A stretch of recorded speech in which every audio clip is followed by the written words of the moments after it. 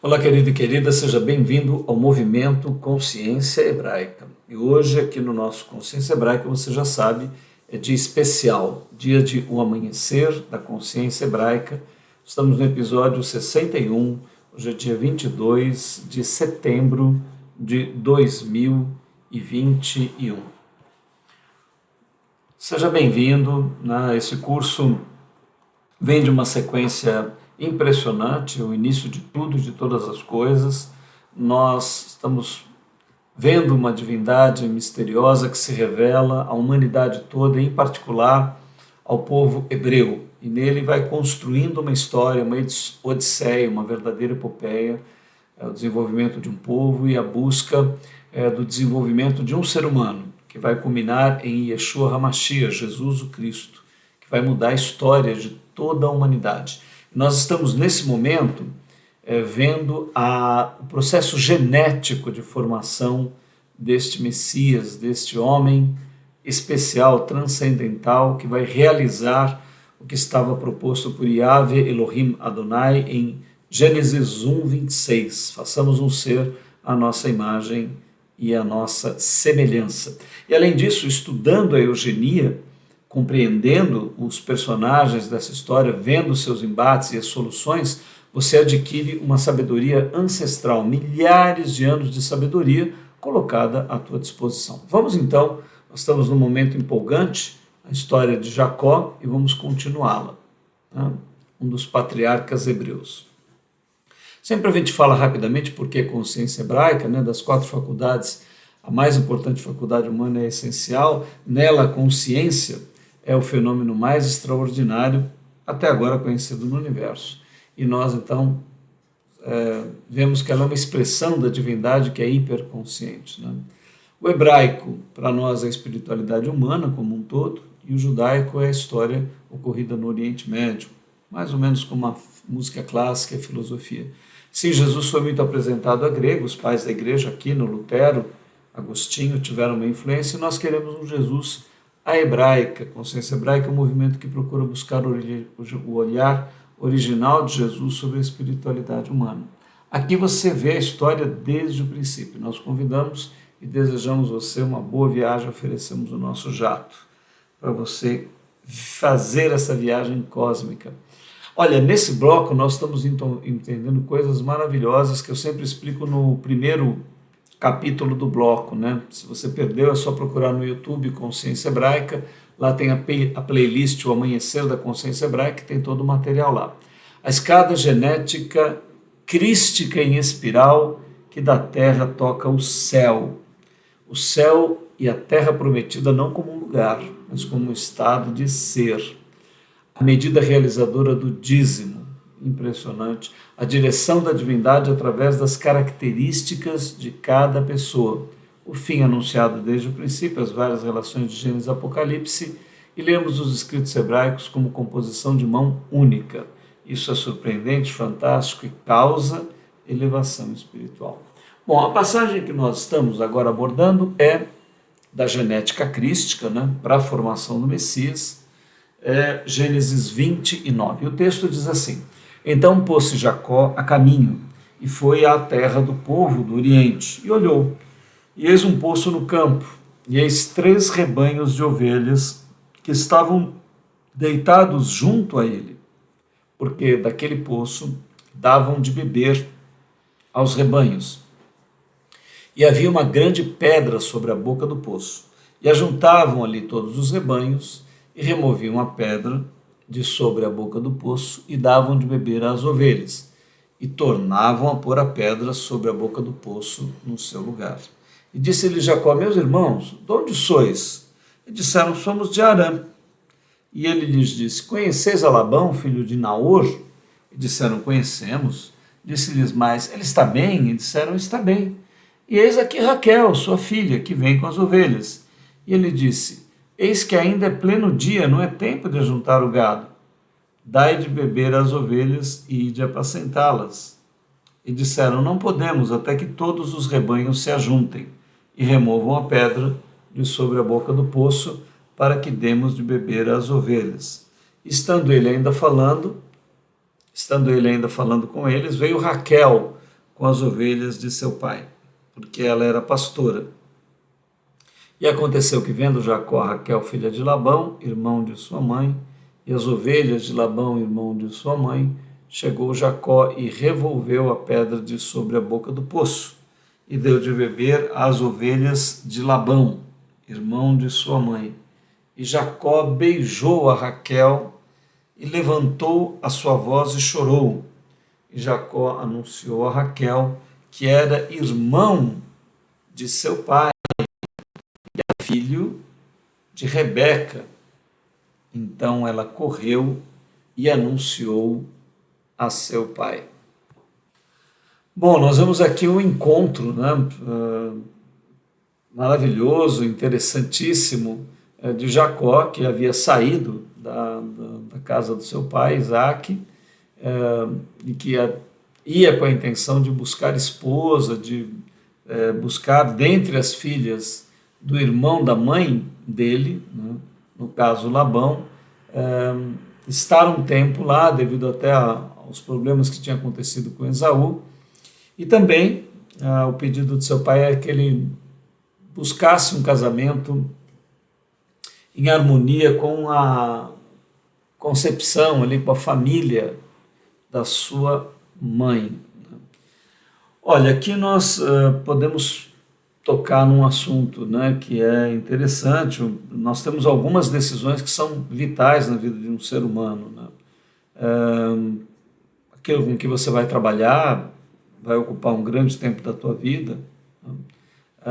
E o teu casamento, se você encontrar alguém, se você for assumir um compromisso de constituir uma família, né, de ter filhos com alguém, não é uma decisão trivial, né? É uma decisão que deve ser tomada dentro dos melhores critérios, né? Então, no caso do irmão de Jacó, o Esaú, ele afoitamente tomou decisões rápidas, encontrou mulheres ali onde ele estava e casou, e isso causou um grande problema familiar. Gerou um problema para o seu pai, para sua mãe, criou um campo de desarmonia, né? Um campo não harmônico, e isso acabou trazendo muita infelicidade.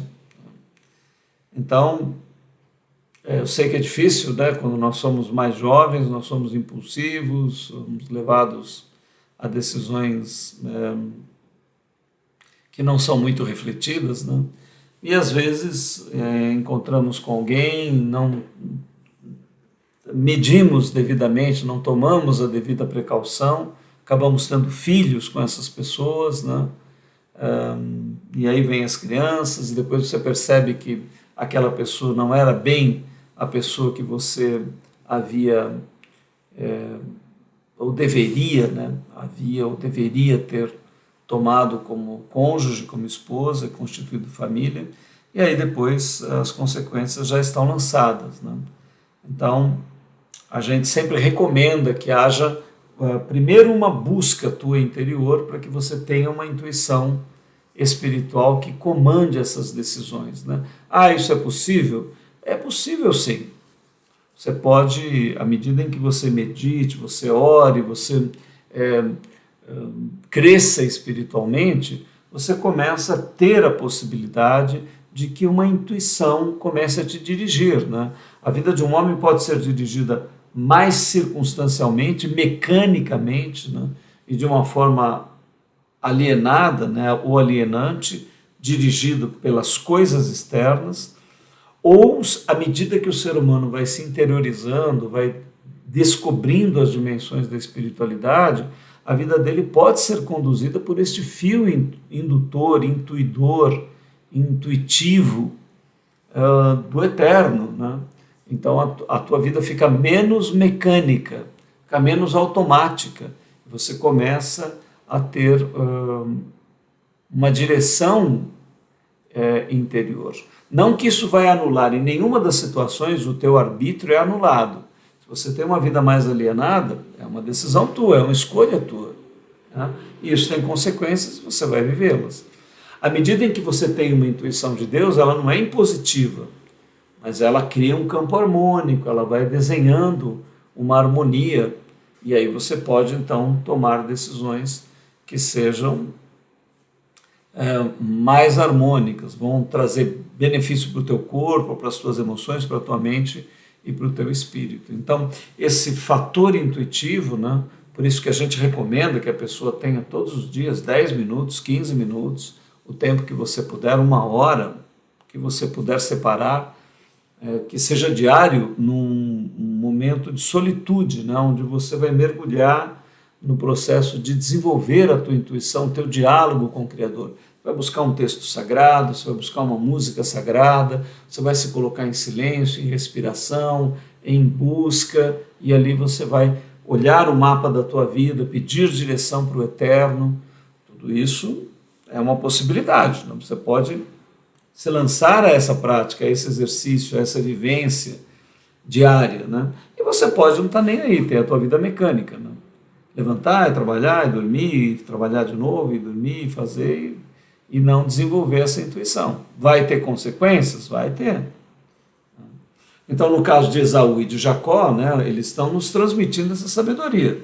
Esaú foi mais pelo impulso, pela mecânica, por fora, desatento a uma intuição, né? E Jacó já buscou uma serenidade, uma busca do sagrado, uma direção, e a vida dele então vai se aventurando por outros caminhos. E aí é que nós chegamos até o encontro dele com Raquel, né? Ele agradece, ele fica muito grato, ele se emociona, ele chora, né? Porque ele não sabia o endereço, não é que nem hoje a gente tem um GPS, tem um endereço para localizar alguém. Ele foi à região lá para encontrar aquele que seria o irmão da sua mãe, e de repente então ele vai ao lugar certo, Raquel vem ao seu encontro e ele fica tocado, emocionado, né? Marca, a presença de Raquel marca aquele momento feliz dele reencontrar a sua parentela e poder construir uma história. Então, preste atenção, seja nos negócios, seja na tua vida particular, na tua vida romântica, emocional, seja na tua vida espiritual, familiar, né? Se você cultivar a oração, a meditação, a meditoração, se você buscar a intuição, isso vai alterar os teus caminhos, né? Vai mudar consequências. Então, assim, nós não temos um destino, nós temos linhas de destino possíveis, né? Não de uma maneira ilimitada, mas dentro de uma faixa de destino, você pode ir por um caminho e ir por outro. Há uma coautoria nossa com o Criador. Nos foi dado o arbítrio, nos foi dada a consciência, nos foi dada a vontade, mas nós podemos ser dirigidos por necessidades e desejos e sentimentos, mas podemos ser guiados pela vontade. Jesus, o Mestre, Yeshua HaMashiach, nos dá o exemplo. Ele só era dirigido pela vontade o tempo todo, né? Era a vontade que o dirigia, era a intuição do Eterno que dava à luz a sua vontade e que então produzia a sua vida. E tudo foi bem, tudo deu certo, tudo foi perfeito, tudo foi maravilhoso, e ele culminou realizando Gênesis 1:26. Você é convidado ao mesmo desafio. Você é convidado a superar as suas dificuldades, as suas necessidades, os seus problemas, e ser dirigido por Yahvé, Elohim Adonai, através do Ruach Kadosh, o Espírito de Yeshua HaMashiach, o Espírito Santo, o Espírito de Jesus, e você pode entronizar, sintonizar, harmonizar-se com tudo isso. Mas para isso, dois exercícios são necessários: o da solitude, da individuação, da oração individual, e também o da busca coletiva. Tenha um pequeno grupo, né? Se você não tem uma igreja, reúna 2, 3 pessoas. Jesus diz que a partir de 2 ou 3 você já está em eclésia, em ajuntamento, em igreja, né? É uma outra vitamina, é um outro sal mineral, é uma outra característica que alimenta a nossa vida. E você precisa das duas se você quiser desenvolver esse processo intuitivo que vai ser um fio condutor das suas decisões. Então aqui nós extraímos esta sabedoria do texto. Vamos continuar? O texto continua assim ainda no 29, no 13, ele diz: E aconteceu que, ouvindo Labão as novas de Jacó, filho de sua irmã, correu-lhe ao encontro, e abraçou-o, e beijou-o, e levou à sua casa, e ele contou a Labão todas estas coisas. Então Labão disse-lhe: Verdadeiramente és tu, o meu osso e a minha carne. E ficou com ele um mês inteiro. Depois disse Labão a Jacó: Porque tu és meu irmão, hás de servir-me de graça? Declara-me, qual será o teu salário? E Labão tinha duas filhas. O nome da mais velha era Lia, e o nome da menor, Raquel. Lia tinha olhos tenros, mas Raquel era de formoso semblante e formosa à vista. E Jacó amava Raquel e disse: 7 anos te servirei por Raquel, tua filha menor. Então disse Labão: Melhor que eu te dê a ti do que eu a dê a outro. Fica comigo. E assim serviu Jacó 7 anos por Raquel. E estes lhe pareceram como poucos dias, pelo muito que a amava. E disse Jacó a Labão: Dá-me a minha mulher, porque os meus dias são cumpridos, para que eu me case com ela. Então reuniu Labão a todos os homens daquele lugar e fez um banquete. E aconteceu à tarde que tomou Lia sua filha e trouxe-a a Jacó, que a possuiu. E Labão deu sua serva Zilpa a Lia sua filha, por serva. E aconteceu que pela manhã viu que era Lia. Pelo que disse a Labão: Por que me fizeste isto? Não te tenho servido por Raquel, por que me enganaste? E disse Labão: Não se faz assim aqui no nosso lugar, que a menor se dê antes da primogênita. Olha, aqui nós vamos entrando na história, na vida, nos nossos desejos, né? Jacó tinha realmente essa intuição, mas ele ficou apaixonado por Raquel. Raquel era uma mulher bonita, era uma mulher que tinha uma aparência muito boa, né? Lia, a sua irmã, ela tinha também qualidades femininas e tinha a sua beleza em particular, mas não era a aparência externa de Lia não era tão agradável como da sua irmã. E o Jacó, na sua natureza humana, horizontal, ficou caidão pela Raquel, né? E aí nós vamos ter toda uma situação que começa a ser movida, e no começo nós falamos a respeito dos interesses humanos, né? Das características humanas e da construção da nossa história. Isso não tem como negar isso, né? Nós podemos ter essa intuição do sagrado em oração, meditação, mas nós vamos ter os nossos impulsos, vamos ter as nossas características, mas se nós estivermos em ligação espiritual com o Eterno, até isso vai acontecer de maneira que culmine, que resulte, que acabe acontecendo a vontade do Criador, mesmo usando nossos desejos e tudo mais. E essa história que nós vamos ver ser costurada aqui para frente, né? Então nós já vemos aí Labão se aproxima de Jacó, ele fica um mês, né? Labão tem uma intuição ali, Jacó se mostra um bom trabalhador, né? Ele, nesse mês que ele fica, provavelmente ele já deve ter feito algumas coisas que chamam a atenção de Labão, tanto que Labão entra nessa parte profissional, dizendo: olha, não é justo você trabalhar sem ter nenhum salário, né? O que você quer ganhar? E aí Jacó já estava apaixonado por Raquel, né? E ele então falou: olha, eu vou te servir 7 anos pela tua filha, vou pagar um dote, né? Já que eu não tenho recursos aqui, mas eu vou te pagar com o meu serviço. Eu vou pagar um dote pela tua filha Raquel, 7 anos de trabalho. E o Labão falou: olha, ela vai casar mesmo, né? Que seja com estranho, então é melhor que seja com você, que é nosso conhecido, né? E eles fazem um acordo. Só que nos 7 anos ali que acontecem, né, Labão vê que tudo que Jacó põe a mão ocorre uma prosperidade. Então você vê como esse fator espiritual, intuitivo, como essa ligação de Jacó, né, nós chamamos isso a bênção de Deus, né, Nós chamamos isso de um campo harmônico que vai fazendo a vida da pessoa crescer, prosperar, né? E isso está colocado para você.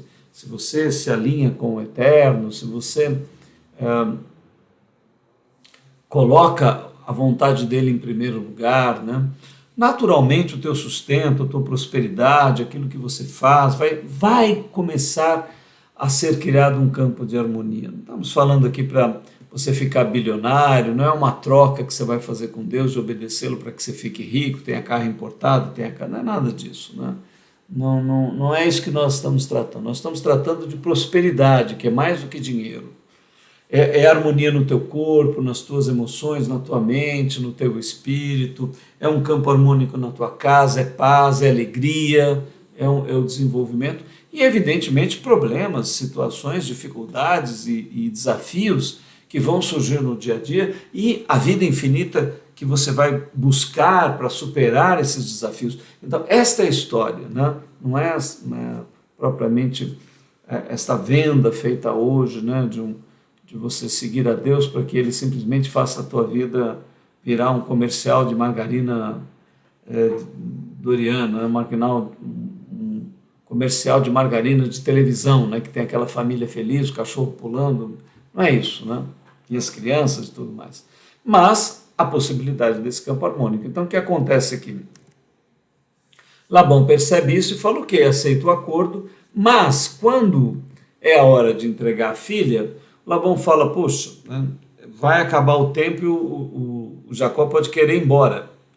Então, ele vendo que o Jacó abençoava muito a casa dele, ele falou, não, vamos colocar a Lia, vamos...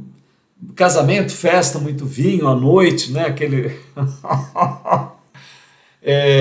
e o Jacó muito alegre por receber Raquel e aquela festa toda, e depois que ele bebe, as luzes se apagam e a mulher vai ser entregue para ele, vai Lia no lugar de Raquel, e ele nem percebe, né? Só de manhã que ele vê e fala, poxa, me entregaram a mulher errada, né? E aí ele vai reclamar com Labão, ele falou, não, olha, aqui nós temos um costume da terra e não se dá a menor antes da maior. Então você agora, da mais velha, né? Você agora cumpre a semana dessa e nós vamos te dar a outra. Foi uma estratégia, né, de Labão. Se a tradição existia, ele aproveitou isso porque ele queria que o Jacó trabalhasse para ele, né? Então aqui nós vemos os interesses humanos e o que acaba acontecendo é que Deus vai costurando tudo isso, vai usando tudo isso para que uma história seja escrita e alcance o objetivo que Deus pretende. Então, nesse outro texto, está aqui, né? Cumpre a semana desta, e então te daremos também a outra, pelo serviço que ainda outros 7 anos comigo servireis. E Jacó fez assim, e cumpriu a semana de Lia, então lhe deu por mulher Raquel, sua filha, e Labão deu sua serva Bila por serva a Raquel, sua filha. E possuiu também a Raquel e a amou. Também a Raquel mais do que a Lia, e serviu com ele ainda outros 7 anos. Vendo, pois, o Senhor que Lia era desprezada, abriu a sua madre. Porém, Raquel era estéril, e concebeu Lia, e deu à luz um filho, e chamou o seu nome Ruben. Esse é o primeiro filho primogênito de Jacó. Eu vou colocando aqui os números para nós não nos perdermos, né, nessa sequência que haverá de nascimentos. Então, Ruben é o primeiro, depois disse, porque o Senhor atendeu a minha aflição, por isso agora me amará o meu marido. E concebeu outra vez e deu à luz um filho, dizendo, porquanto o Senhor ouviu que eu era desprezada, e deu-me também a este, chamou o seu nome Simeão, é o 02. Concebeu outra vez e deu à luz um filho, dizendo, agora esta vez se unirá meu marido a mim, porque 3 filhos tenho dado, por isso chamou o seu nome Levi, é o 03. E concebeu outra vez e deu à luz um filho, dizendo, esta vez louvarei ao Senhor, por isso chamou o seu nome Judá, o 04, e cessou de dar à luz. Olha, aqui volta à tônica de que Deus utiliza as nossas características, a nossa história pessoal, sentimentos, desejos, muita coisa vão se movendo, mas quando há um homem como Jacó, que centralizava Deus, tudo isso acaba culminando, concorrendo para o bem daqueles que amam a Deus, como diz Paulo, né? E aqui nós vemos então que começa a haver um problema entre as duas mulheres, né? Entre Lia e Raquel, porque Lia entendia que Jacó tinha uma afeição maior, tinha um amor maior por Raquel. E aqui quando diz que Deus atentou que ela era desprezada, né? Então nós vemos, não é uma coisa pessoal, mas o fato de Raquel já ser estéril, né? Não abrir a madre, não dar filhos a Jacó, e esse fato de Leia dar 4 filhos, já tem uma estratégia do Eterno, porque vai começar uma disputa entre as duas, que vai inclusive envolver as servas delas. E isto é que vai formar as 12 tribos dos filhos de Israel.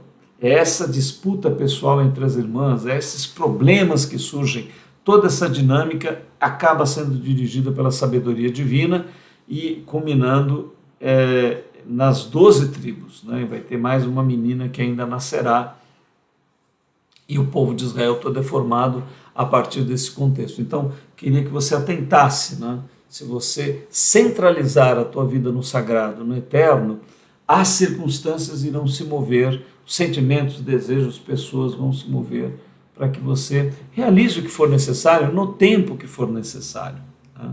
Então, nós vemos aqui Raquel tem o amor do marido, tem a preferência dele, mas é Lia que vai gerar os filhos. E aqui nós também vemos um segredo, né? O 4º filho, o 04, é Judá.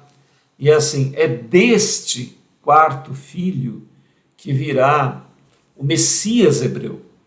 Jesus é descendente da tribo de Judá. Então, Lia era a mulher da genética crística do Messias, né? Nós, assim, se nós romantizássemos espiritualmente a coisa, Jacó deveria se apaixonar por Lia, né? Mas Raquel era outra, tinha uma outra beleza, tinha uma outra atratividade. Então, do propósito do Criador, era Lia a fundamental, porque dela o Messias nasceria, os reis de Israel e, por último, o Messias, né? Então, e tudo isso vai acabar sendo utilizado, sendo usado, né? E é interessante que o número 4, que é o número da criação, né? Jacó tem também 4 esposas, representa o 4 da criação, onde os filhos de Deus serão gerados, né? Na sua imagem e semelhança. Então essas 4 mulheres representam a criação como esposa de Deus, né? Em particular, depois Raquel também trará sobre si esse símbolo que está mais adiante. Nós vamos comentar depois, né? E aqui então, o que surge? Vendo Raquel que não dava filhos a Jacó, teve Raquel inveja da sua irmã e disse a Jacó: dá-me filho se não morro. Então se acendeu a ira de Jacó contra Raquel e disse: estou eu no lugar de Deus que te impediu o fruto do ventre? E ela disse: eis aqui minha serva Bila, coabita com ela para que dê a luz sobre os meus joelhos, e eu assim receba filhos por ela. E assim deu a Bila, sua serva, por mulher, e Jacó possuiu, e concebeu Bila e deu a Jacó um filho. Então disse Raquel: julgou-me Deus e também ouviu a minha voz, e me deu um filho, e por isso chamou o seu nome Dan. Esse é o 05. E Bila, serva de Raquel, concebeu outra vez, e deu a Jacó um segundo filho. Então disse Raquel: com grandes lutas tenho lutado com minha irmã, e também venci. Chamou o seu nome Naftali, ou Naftali. Vendo, pois, Lia que cessava de ter filhos, tomou também a Zilpa, sua serva, e deu por Jacó mulher. Deu por Jacó por mulher. E deu Zilpa, serva de Lia, um filho a Jacó. Então disse Lia: afortunada, e chamou o seu nome Gade, é o 07. E depois deu Zilpa, serva de Lia, um segundo filho a Jacó. Então disse Lia: para minha ventura, porque as filhas me terão por bem-aventurada, e chamou o seu nome Aser, o 08. E foi Rúben nos dias da ceifa do trigo e achou mandrágoras no campo e trouxe-os a Lia, sua mãe. Então disse Raquel a Lia: Ora, dá-me as mandrágoras do teu filho. E ela lhe disse: É já pouco que me hajas tomado meu marido? Tomarás também as mandrágoras do meu filho? Então disse Raquel: Por isso ele se deitará contigo esta noite, pelas mandrágoras do teu filho. Olha, você vê aqui uma coisa impressionante, começa a haver essa disputa entre as irmãs, então como elas cessam de dar à luz, elas colocam a serva, porque uma escrava naquele tempo, né, ou se ela tivesse um filho, ela pertencia à sua senhora, então ela teria filhos através da escrava, e Deus vai utilizando de tudo isso para gerar as 12 tribos de Israel. Então essa sequência de filhos que nasce, e essa disputa entre as irmãs são circunstâncias utilizadas para isso. E aqui acontece um fato interessante, né? Essa figura da mandrágora. Eu fiz um slide para a gente entender melhor o que é essa planta, porque a gente lê essa palavra, fica um pouco confuso, né? Mas é uma planta mística, tinha uma tradição aí que ela era afrodisíaca e que ela produzia efeitos de atração entre homens e mulheres, enfim. A Raquel fica muito interessada na mandrágora que o filho da Lia achou, e elas fazem uma negociação. Ela quer essa planta para usar por algum efeito aí com o marido, né? Então, Lia queria deitar com Jacó, né? E aí há essa negociação toda das irmãs por causa dessa planta. Eu, inclusive, separei aqui um slide para a gente entender. Esse daqui é o slide. Essa planta é muito interessante, ela tem um formato de corpo humano, né? Inclusive tem uma lenda, tradição aqui, eu vou ler para vocês. Deixa eu voltar aqui. Mandrágora, planta com a raiz que lembra a forma humana, planta com fruto semelhante à maçã e que exala um odor fétido. Usada no filme Harry Potter, eu até coloquei aqui no slide, né? O filme Harry Potter, como é uma planta mística, e acabou esse filme sendo muito conhecido, eles usam essa planta. Aqui tem uma planta que dá bem o formato, que parece um corpo humano, né? Com os braços e pernas, né? Planta com fruto semelhante à maçã, exala um odor fétido, usada no filme Harry Potter. A lenda diz que quando a planta é arrancada, grita, e sua raiz ramificada e às vezes parece com forma humana. A planta é utilizada como alucinógeno, analgésico, narcótico, sedativo e purgante, né? E tinha também essa fama de ser afrodisíaca. Então aqui você tem o fruto dela externo, né? Aqui a raiz. Aqui no filme romantizado ela grita, tem uma tradição que ela teria uma vida, né? E aqui a planta vista de cima, ó.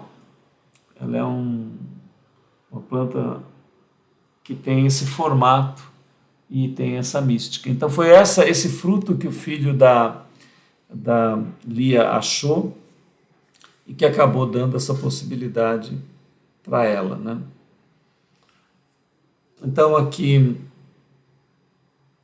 vendo Raquel, né? Vendo Raquel que não dava filhos a Jacó, teve Raquel inveja de sua irmã e disse a Jacó: dá-me filhos, senão eu morro. Nós já vimos aqui, né, que é Gênesis 30. Então nós vamos ficar por aqui, né?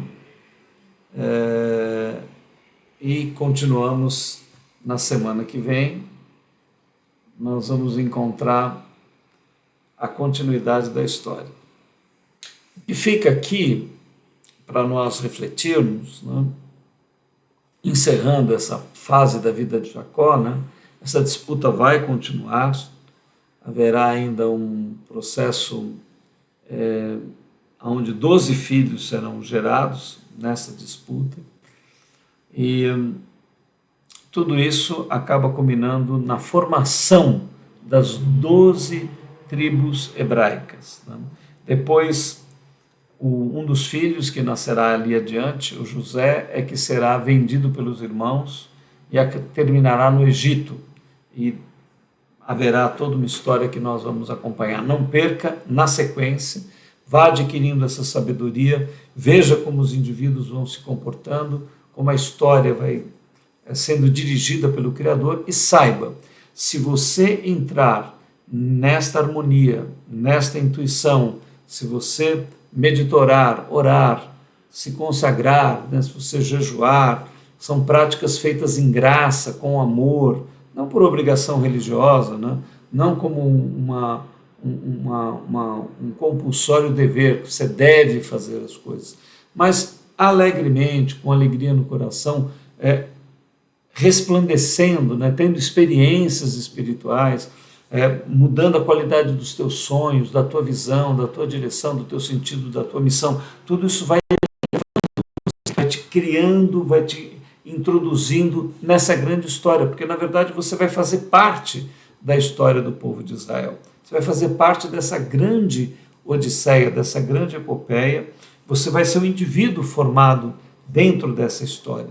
E a tua vida vai ganhar essa dimensão cósmica da realização de Gênesis 1:26. Você será formado à imagem e semelhança de Deus. Você será formado como uma arquitetura viva, um templo vivo, para que a divindade habite no teu interior.